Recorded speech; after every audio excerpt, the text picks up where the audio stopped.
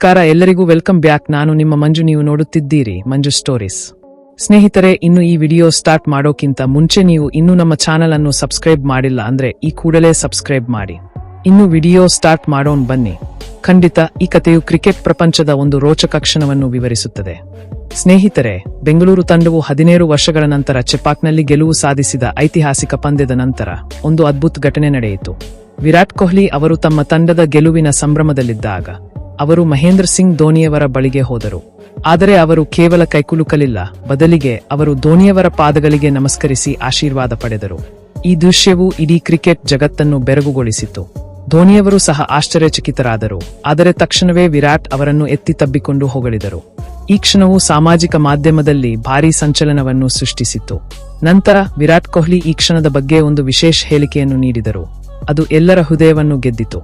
ವಿರಾಟ್ ಅವರು ಹೇಳಿದರು, ನನ್ನ ತಂಡದ ಗೆಲುವಿನಿಂದ ನನಗೆ ತುಂಬಾ ಸಂತೋಷವಾಗಿದೆ.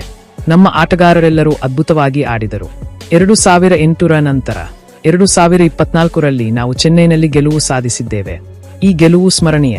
ಧೋನಿ ಭಾಯ್ ಅವರು ನಿಜಕ್ಕೂ ಒಬ್ಬ ಅದ್ಭುತ ಆಟಗಾರ. ಅವರು ಸ್ಟಂಪಿಂಗ್ ಮಾಡಿದ ರೀತಿ ನನಗೆ ಆಶ್ಚರ್ಯವನ್ನುಂಟು ಮಾಡಿತು. ಈ ವಯಸ್ಸಿನಲ್ಲೂ ಅವರು ತಮ್ಮ ಫಿಟ್ನೆಸ್ ಅನ್ನು ಸಾಬೀತುಪಡಿಸಿದ್ದಾರೆ.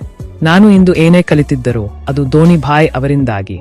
ನಾಯಕತ್ವವಾಗಲಿ ಅಥವಾ ಬ್ಯಾಟಿಂಗ್ ಆಗಲಿ, ನಾನು ಅವರಿಂದ ಎಲ್ಲವನ್ನೂ ಕಲಿತಿದ್ದೇನೆ. ಅವರು ನನಗೆ ದೇವರಿಗಿಂತ ಕಡಿಮೆ ಇಲ್ಲ. ಅದಕ್ಕಾಗಿಯೇ ನಾನು ಅವರ ಪಾದಗಳನ್ನು ಮುಟ್ಟಿ ಆಶೀರ್ವಾದ ಪಡೆದೆ. ಅವರು ನನ್ನ ಅಣ್ಣನಿದ್ದಂತೆ. ಅವರು ನನ್ನ ನ್ಯೂನತೆಗಳನ್ನು ಸರಿಪಡಿಸಿದ್ದಾರೆ. ನಾನು ಇಂದು ಇಲ್ಲಿಗೆ ತಲುಪಲು ಸಾಧ್ಯವಾದರೆ ಅದು ಅವರ ಕೊಡುಗೆ, ಮತ್ತು ನಾನು ಧೋನಿ ಭಾಯ್ ಅವರಂತೆ ಆಗಲು ಬಯಸುತ್ತೇನೆ. ಇದರಿಂದ ಜನರು ನನ್ನನ್ನು ಅವರಂತೆ ಪ್ರೀತಿಸುತ್ತಾರೆ.